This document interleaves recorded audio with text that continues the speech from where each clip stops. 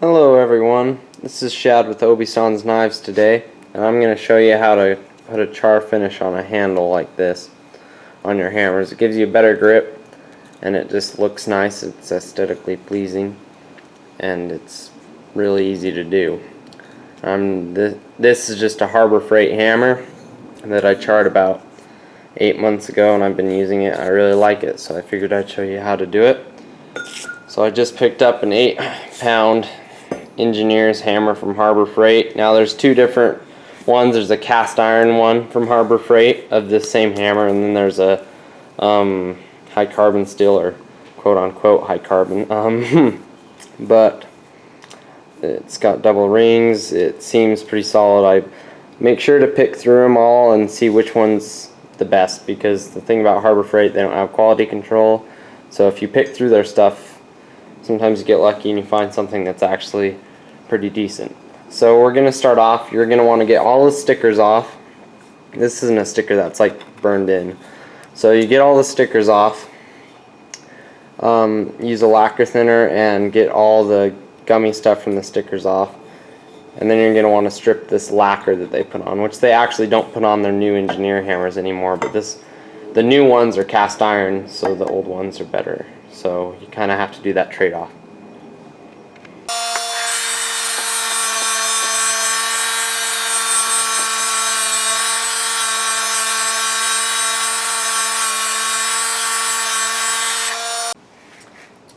After about 10 minutes we got all that lacquer off, and now all we got to do is get a little propane torch that only costs like 20 bucks, and we torch it.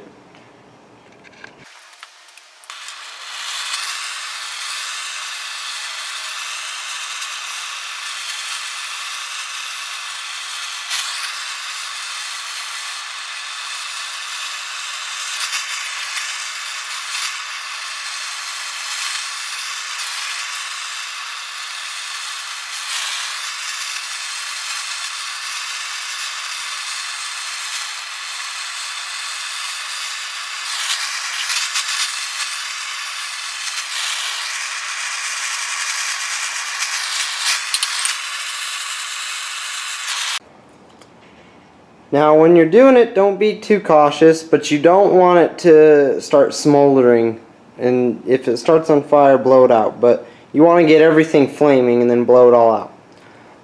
And normally you can touch the head. The head, since they're a big piece of metal, will take a lot to heat up. So as long as you don't sit there and put the torch on the head, normally you can touch the head and rotate it and stuff. But watch out, don't touch the handle, it's very hot. It'll be hot for an hour and a half or so because the heat sinks in and it takes a long time to exasperate. So put on some gloves, like some welding gloves or something thick, so you don't burn yourselves, and get some fine steel wool and just rub it all down, and you'll take off all the excess char.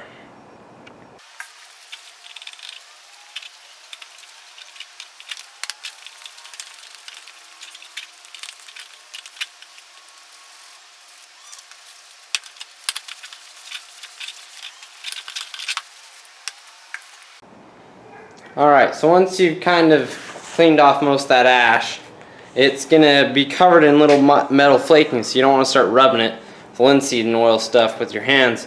So make sure to brush it off first with a brush or something, and then I'm going to use an air compressor if you don't have one.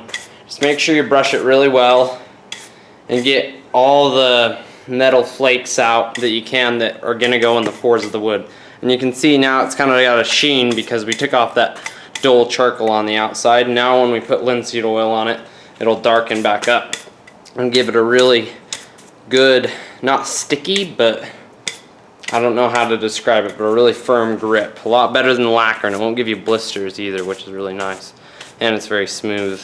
But I don't know, you still get a lot of grip with it, even though it's smooth. It's weird.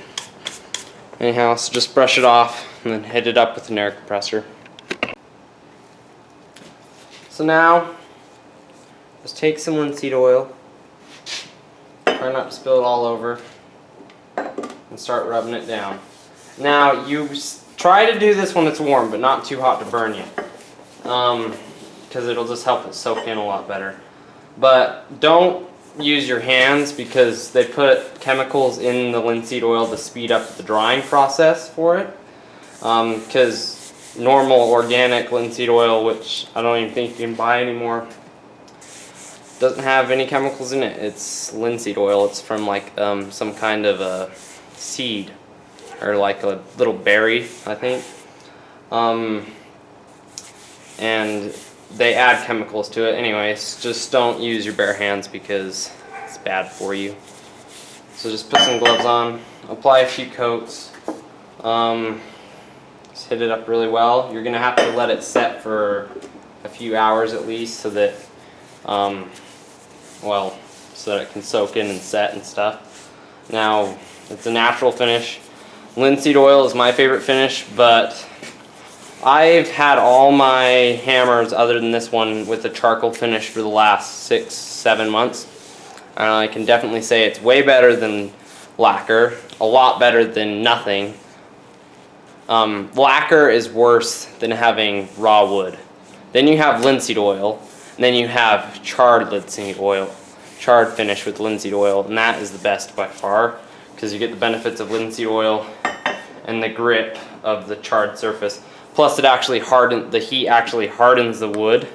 Like, it literally changes the chemical surface of it so that the surface is harder and harder to like chip and like if you did it to an axe, and you know how if you overswing how it can like splinter and mess up your handle. If it's charcoaled, it's less likely to do that. Anyhow, so now that it's nice and set, you're just going to let it dry till it looks kind of like that one. You can just see the difference. This one's just soaked in a lot longer. I'll hurry and hit it up again just because I'm here doing it. But they do a great finish. That's all you have to do. It takes about half an hour and it's perfect. It's great. I might cut this handle off since I'm blacksmithing with it. I might cut it off like the last 3 inches or something because I choke up on my hammers about here, and this is just annoying because it just hits my arm when I'm swinging.